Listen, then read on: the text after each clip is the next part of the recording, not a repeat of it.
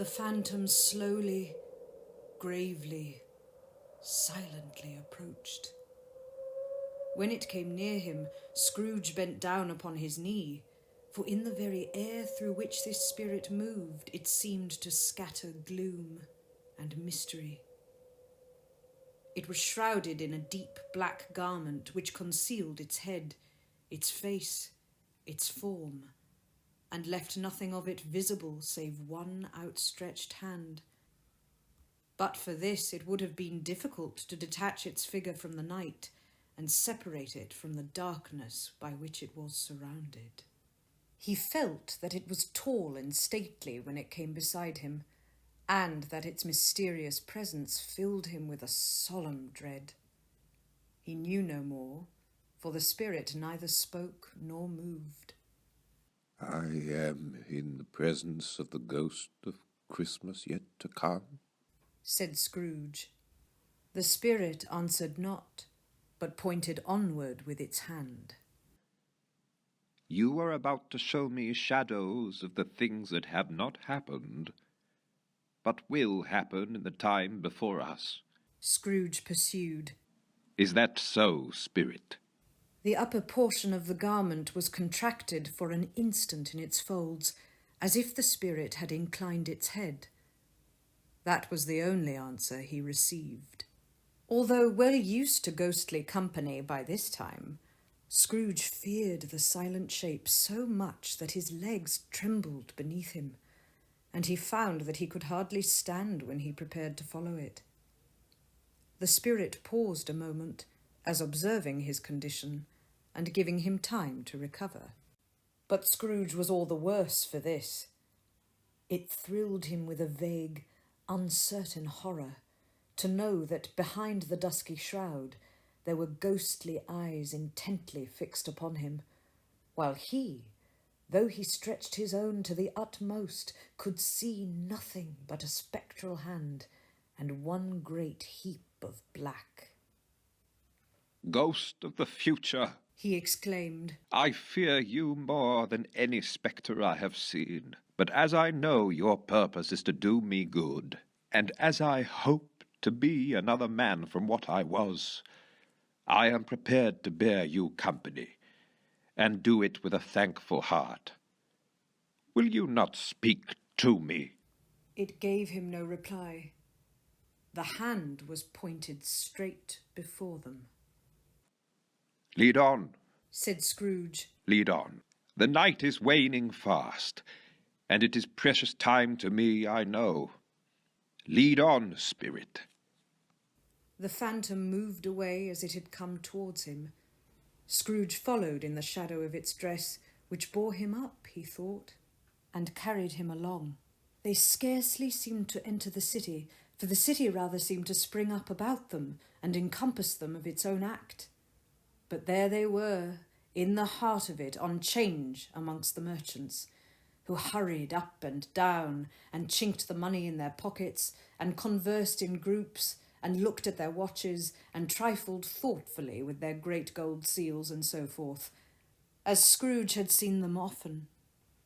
The spirit stopped beside one little knot of businessmen. Observing that the hand was pointed to them, Scrooge advanced to listen to their talk. No, said a great fat man with a monstrous chin. I don't know much about it either way. I only know he's dead. When did he die? Inquired another. Last night, I believe. Why? What was the matter with him? Asked a third, taking a vast quantity of snuff out of a very large snuff-box. I thought he'd never die. God knows. Oh, said the first, with a yawn. What has he done with his money? Asked a red-faced gentleman with a pendulous excrescence on the end of his nose that shook like the gills of a turkey-cock. I haven't heard. Oh, said the man with the large chin, yawning again. Left it to his company, perhaps. He hasn't left it to me. That's all I know. This pleasantry was received with a general laugh. It's likely to be a very cheap funeral, said the same speaker. For upon my life, I don't know of anybody to go to it. Suppose we make up a party and volunteer? I don't mind going if a lunch is provided. Observed the gentleman with the excrescence on his nose. But I must be fed if I make one. Another laugh. Well, I am the most disinterested among you, after all, said the first speaker. For I never wear black gloves, and I never eat lunch. But I'll offer to go if anybody else will.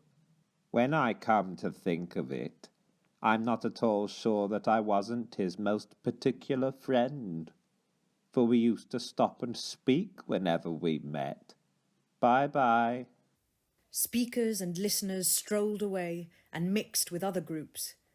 Scrooge knew the men and looked towards the spirit for an explanation. The phantom glided on into a street. Its finger pointed to two persons meeting. Scrooge listened again, thinking that the explanation might lie here. He knew these men also perfectly. They were men of business, very wealthy and of great importance. He had made a point always of standing well in their esteem, in a business point of view, that is. Strictly in a business point of view. How are you? Said one. How are you? Returned the other. Well? Said the first. Old Scratch has got his own at last, eh? So I am told. Returned the second. Cold, isn't it? Seasonable for Christmas time. You're not a skater, I suppose. No, no. Something else to think of.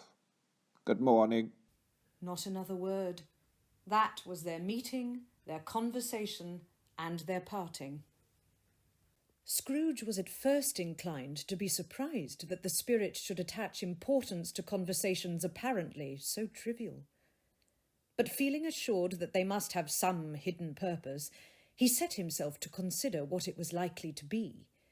They could scarcely be supposed to have any bearing on the death of Jacob, his old partner, for that was past, and this ghost's province was the future. Nor could he think of anyone immediately connected with himself to whom he could apply them.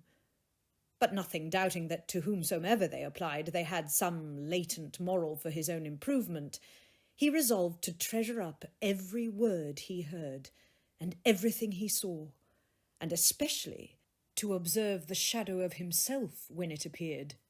For he had an expectation that the conduct of his future self would give him the clue he missed, and would render the solution of these riddles easy. He looked about in that very place for his own image, but another man stood in his accustomed corner. And though the clock pointed to his usual time of day for being there, he saw no likeness of himself among the multitudes that poured in through the porch. It gave him little surprise, however, for he had been revolving in his mind a change of life, and thought and hoped that he saw his newborn resolutions carried out in this. Quiet and dark, beside him stood the phantom with its outstretched hand. When he roused himself from his thoughtful quest, he fancied, from the turn of the hand and its situation in reference to himself, that the unseen eyes were looking at him keenly. It made him shudder and feel very cold. They left the busy scene and went into an obscure part of the town where Scrooge had never penetrated before, although he recognized its situation and its bad repute. The ways were foul and narrow, the shops and houses wretched, the people half-naked, drunken, slipshod, ugly. Alleys and archways, like so many cesspools, disgorged their offences of smell and dirt and life upon the straggling streets, and the whole quarter reeked with crime, with filth and misery. Far in this den of infamous resort, there was a low-browed, beetling shop below a penthouse roof, where iron, old rags, bottles, bones, and greasy offal were bought. Upon the floor within were piled up heaps of rusty keys, nails, chains, hinges, files, scales, weights, and refuse iron of all kinds. Secrets that few would like to scrutinize were bred and hidden in mountains of unseemly rags, masses of corrupted fat, and sepulchres of bones. Sitting in among the wares he dealt in, by a charcoal stove made of bricks, was a grey-haired rascal, nearly 70 years of age, who had screened himself from the cold air without by a frowsy curtaining of miscellaneous tatters, hung upon a line, and smoked his pipe in all the luxury of calm retirement. Scrooge and the Phantom came into the presence of this man just as a woman with a heavy bundle slunk into the shop. But she had scarcely entered when another woman, similarly laden, came in too, and she was closely followed by a man in faded black, who was no less startled by the sight of them than they had been upon the recognition of each other. After a short period of blank astonishment, in which the old man with the pipe had joined them, they all three burst into a laugh. Let the charwoman alone to be the first, cried she who had entered first. let the laundress alone to be the second, and let the undertaker's man alone to be the third. Look here, old Joe, here's a chance. If we haven't all three met here without meaning it. You couldn't have met in a better place, said old Joe, removing his pipe from his mouth. Come into the parlour. You were made free of it long ago, you know, and the other two ain't strangers. Stop till I shut the door of the shop. Ah, how it squeaks. There ain't such a rusty bit of metal in the place as its own hinges, I believe.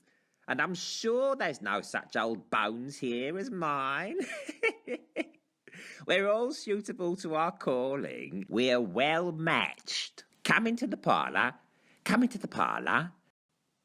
The parlour was the space behind the screen of rags. The old man raked the fire together with an old stair-rod, and having trimmed his smoky lamp, for it was night, with the stem of his pipe, put it in his mouth again. While he did this, the woman who had already spoken threw her bundle down on the floor and sat down in a flaunting manner on a stool, crossing her elbows on her knees and looking with a bold defiance at the other two. What odds then? What odds, Mrs. Dilber? Said the woman. Every person has a right to take care of themselves. He always did. That's true indeed, said the laundress.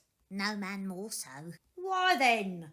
Don't stand staring as if you was afraid, woman. Who's the wiser? We're not going to pick holes in each other's coats, I suppose. No, indeed, said Mrs. Dilber and the man together. we should hope not. Very well then, cried the woman. That's enough. Who's the worse for the loss of a few things like these? Not a dead man, I suppose. No, indeed, Said Mrs. Dilber, laughing. If he wanted to keep 'em after he was dead, a wicked old screw, pursued the woman, why wasn't he natural in his lifetime? If he had been, he'd have had somebody to look after him when he was struck with death, instead of lying, gasping out his last there, alone by himself. it's the truest word that ever was spoke. Said Mrs. Dilber. It's a judgment on him. I wish it was a little heavier one, replied the woman. And it should have been, you may depend upon it, if I could have laid my hands on anything else. Open that bundle, old Joe, and let me know the value of it. Speak out plain. I'm not afraid to be the first, nor afraid of them to see it. We knew pretty well that we were helping ourselves before we met here, I believe. It's no sin. Open the bundle, Joe. But the gallantry of her friends would not allow of this, and the man in faded black, mounting the breach first, produced his plunder. It was not extensive. A seal or two, a pencil case, a pair of sleeve buttons, a brooch of no great value were all.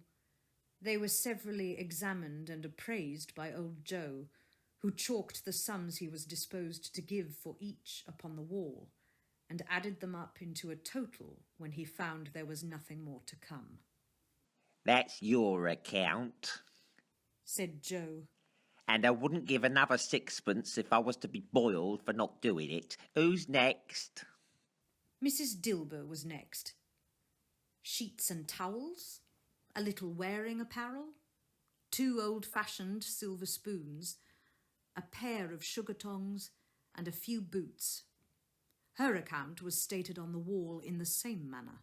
"I always give too much to ladies. It's a weakness of mine. And that's the way I ruin myself," said old Joe. "That's your account. If you asked me for another penny and made it an open question, I'd repent of being so liberal and knock off half a crown." And now undo my bundle, Joe, said the first woman. Joe went down on his knees for the greater convenience of opening it, and having unfastened a great many knots, dragged out a large and heavy roll of some dark stuff. "What do you call this?" said Joe. "Bed curtains?" Ah, returned the woman, laughing and leaning forward on her crossed arms. bed curtains. "You don't mean to say you took 'em down, rings and all, with him lying there?" said Joe. Yes, I do, replied the woman. Why not? "You were born to make your fortune, and you'll certainly do it." I certainly shan't hold my hand when I get anything in it by reaching it out, for the sake of such a man as he was, I promise you, Joe, returned the woman coolly. Don't drop that oil upon the blankets now. "These blankets?" asked Joe. Who else's, do you think? replied the woman. He isn't likely to take cold without 'em, I dare say. "I hope he didn't die of anything catching, eh?" said old Joe, stopping in his work and looking up. Don't you be afraid of that, returned the woman. I ain't so fond of his company that I'd loiter about him for such things, if he did. Ah, you may look through that shirt till your eyes ache, but you won't find a hole in it, nor a threadbare place. It's the best he had, and a fine one too. They'd have wasted it if it hadn't been for me. "What do you call wasting of it?" asked old Joe. Putting it on him to be buried in, to be sure, replied the woman with a laugh. Somebody was fool enough to do it, but I took it off again. If calico ain't good enough for such a purpose, it isn't good enough for anything. It's quite as becoming to the body. He can't look uglier than he did in that one. Scrooge listened to this dialogue in horror. As they sat grouped about their spoil, in the scanty light afforded by the old man's lamp, he viewed them with a detestation and disgust, which could hardly have been greater, though they had been obscene demons, marketing the corpse itself. Laughed the same woman when old Joe, producing a flannel bag with money in it, told out their several gains upon the ground. This is the end of it, you see. He frightened everyone away from him when he was alive, to profit us when he was dead.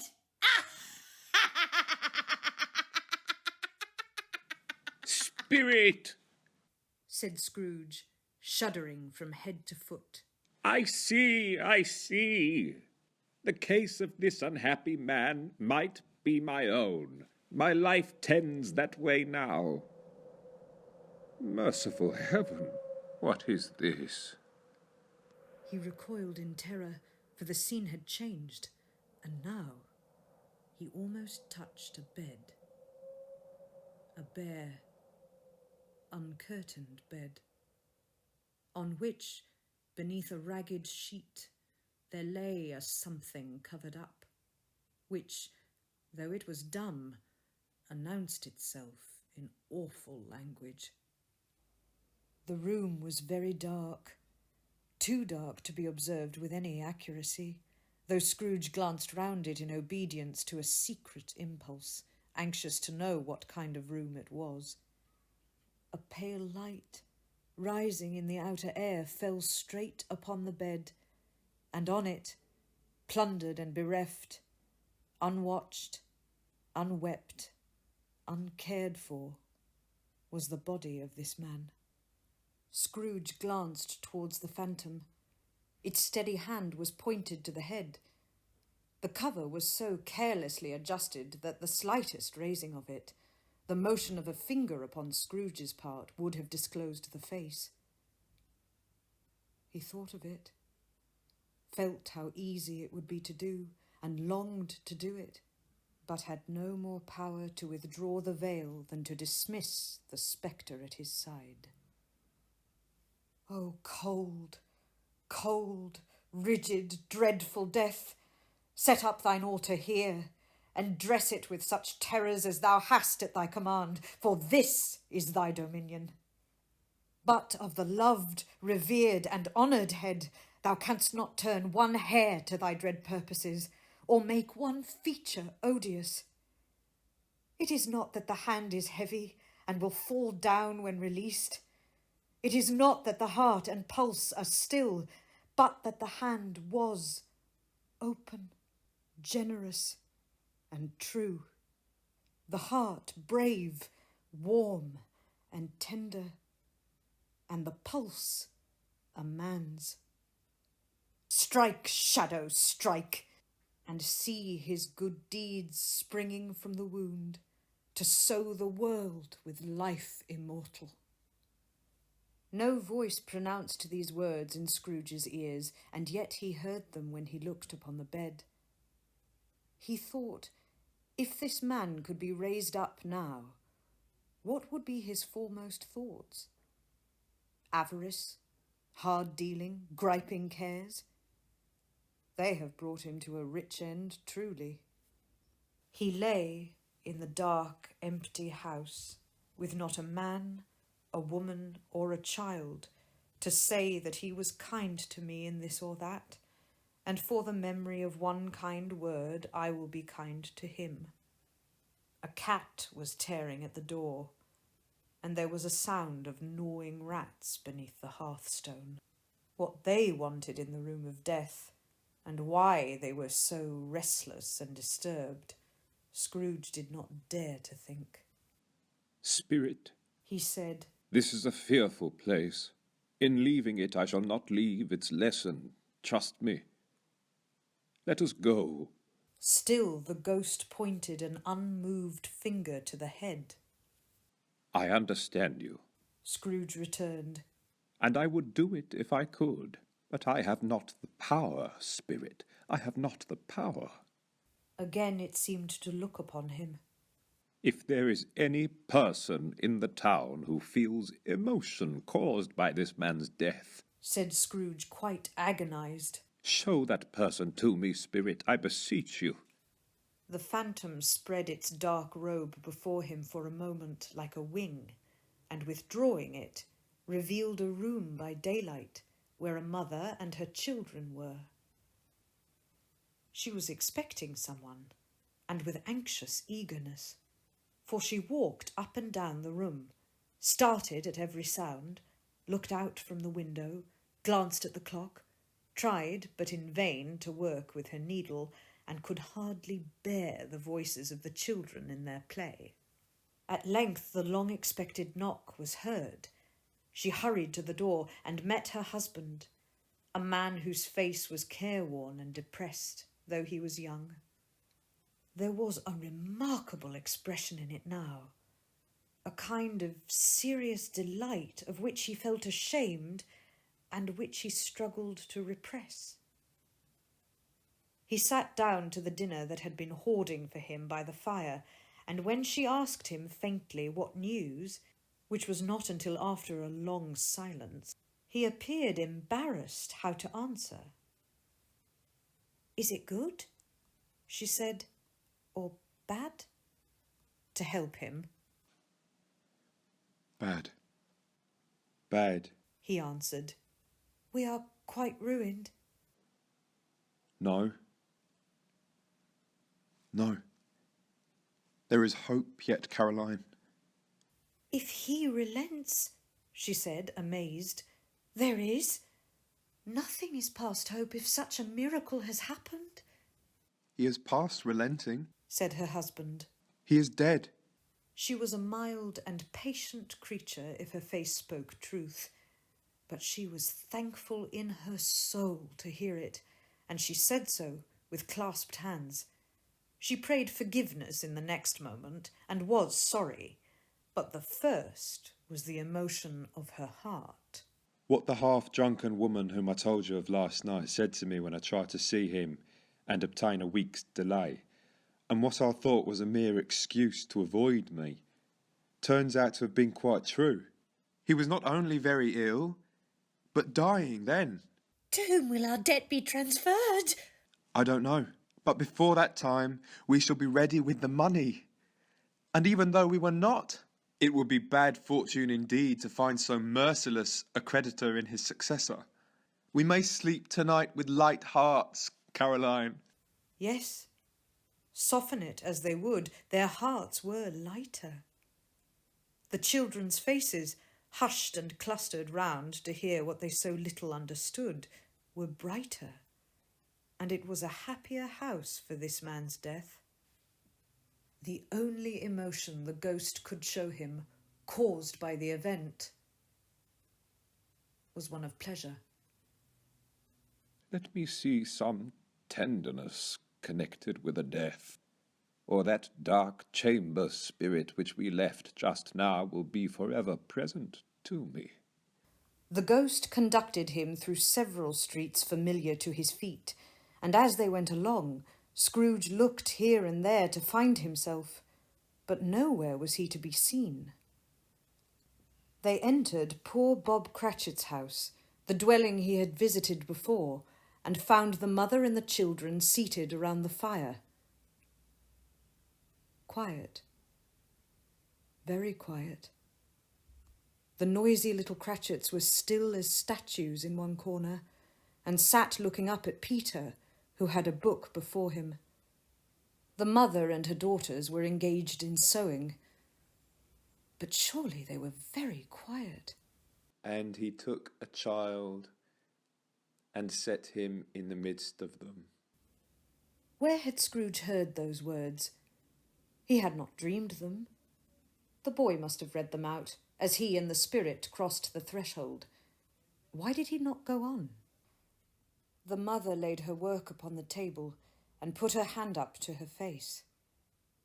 "The colour hurts my eyes," she said. "The colour?" Ah, poor Tiny Tim. They're better now again, said Cratchit's wife. It makes them weak by candlelight, and I wouldn't show weak eyes to your father when he comes home, for the world. It must be near his time. Past it, rather, Peter answered, shutting up his book. But I think he has walked a little slower than he used these few last evenings, Mother. They were very quiet again. At last she said, and in a steady, cheerful voice that only faltered once, I have known him to walk with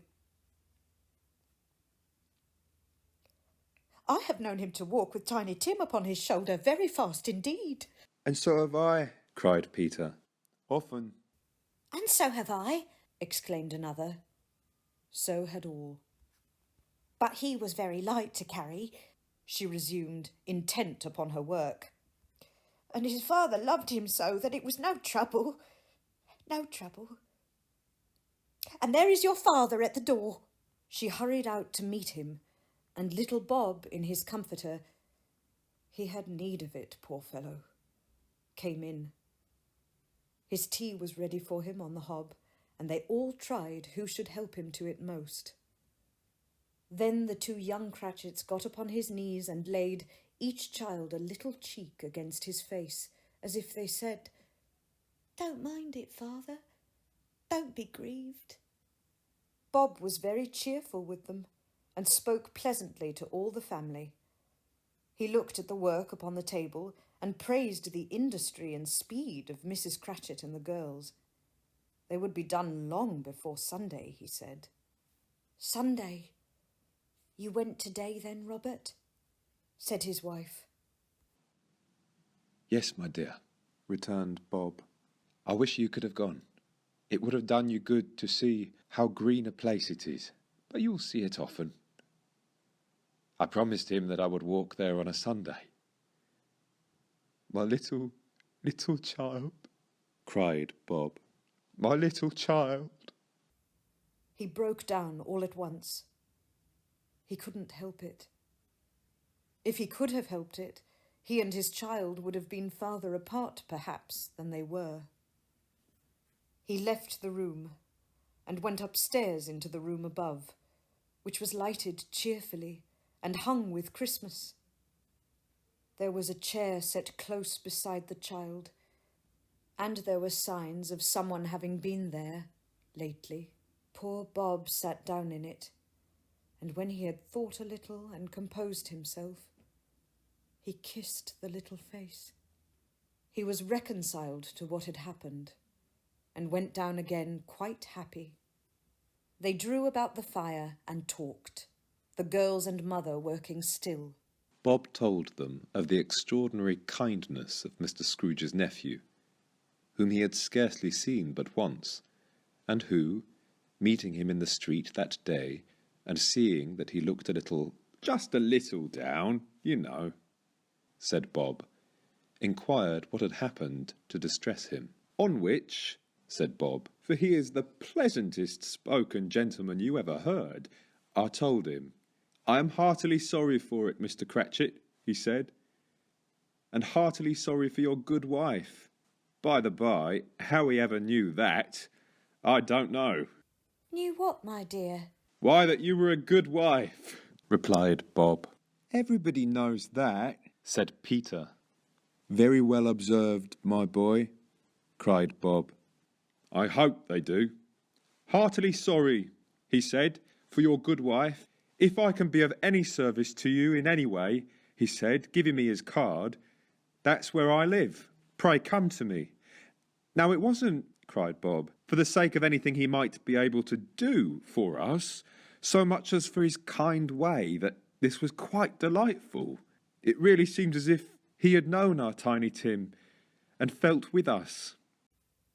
I'm sure he's a good soul, said Mrs. Cratchit. You would be surer of it, my dear, returned Bob, if you saw and spoke to him. I shouldn't be at all surprised, mark what I say, if he got Peter a better situation. Only hear that, Peter, said Mrs. Cratchit. and then, Cried one of the girls. Peter will be keeping company with someone and setting up for himself. Get along with you, retorted Peter, grinning. It's just as likely as not, said Bob, one of these days. Though there's plenty of time for that, my dear. But however, and whenever we part from one another, I am sure we shall none of us forget poor Tiny Tim. Shall we, or this first parting that there was among us? Never, Father, Cried they all. And I know, said Bob, I know, my dears, that when we recollect how patient and how mild he was, although he was a little child, we shall not quarrel easily among ourselves, and forget poor Tiny Tim in doing it. No, never, Father. They all cried again. I am very happy, said little Bob. I am very happy. Mrs. Cratchit kissed him, his daughters kissed him, the two young Cratchits kissed him, and Peter and himself shook hands. Spirit of Tiny Tim, thy childish essence was from God. Spectre, Said Scrooge. something informs me that our parting moment is at hand. I know it, but I know not how. Tell me what man that was whom we saw lying dead. The ghost of Christmas yet to come conveyed him as before. Though at a different time, he thought. Indeed, there seemed no order in these latter visions, save that they were in the future, into the resorts of businessmen, but showed him not himself. Indeed, the spirit did not stay for anything, but went straight on, as to the end just now desired, until besought by Scrooge to tarry for a moment. This court, Said Scrooge. through which we hurry now, is where my place of occupation is, and has been for a length of time. I see the house. Let me behold what I shall be in days to come. The spirit stopped. The hand was pointed elsewhere. The house is yonder. Scrooge exclaimed. Why do you point away? The inexorable finger underwent no change. Scrooge hastened to the window of his office and looked in. It was an office still, but not his. The furniture was not the same, and the figure in the chair was not himself. The phantom pointed as before. He joined it once again, and wondering why and whither he had gone, accompanied it until they reached an iron gate. He paused to look round before entering. A churchyard. Here, then, the wretched man whose name he had now to learn lay underneath the ground. It was a worthy place, walled in by houses, overrun by grass and weeds, the growth of vegetation's death, not life, choked up with too much burying, fat with repleted appetite. A worthy place. The spirit stood among the graves and pointed down to one. Scrooge advanced towards it, trembling. The phantom was exactly as it had been, but he dreaded that he saw new meaning in its solemn shape. Before I draw nearer to that stone to which you point, Said Scrooge. answer me one question. Are these the shadows of the things that will be, or are they shadows of the things that may be only? Still the ghost pointed downward to the grave by which it stood. Men's courses will foreshadow certain ends, to which, if persevered in, they must lead. Said Scrooge. But if the courses be departed from, the ends will change. Say it is thus with what you show me. The spirit was immovable as ever. Scrooge crept towards it, trembling as he went, and following the finger, read upon the stone of the neglected grave his own name. Ebenezer Scrooge. Am I that man who lay upon the bed?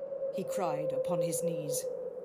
The finger pointed from the grave to him and back again. No, spirit, oh no, no. The finger was still there. Spirit, He cried, tight clutching at its robe. hear me. I am not the man I was. I will not be the man I must have been but for this intercourse. Why show me this, if I am past all hope? For the first time, the hand appeared to shake. Good spirit, He pursued, as down upon the ground he fell before it. your nature intercedes for me and pities me, assures me that I yet may change these shadows you have shown me by an altered life. The kind hand trembled. I will honor Christmas in my heart and try to keep it all the year. I will live in the past, the present, and the future. The spirits of all three shall strive within me. I will not shut out the lessons that they teach. Oh, tell me I may sponge away the writing on this stone. In his agony, he caught the spectral hand. It sought to free itself, but he was strong in his entreaty and detained it.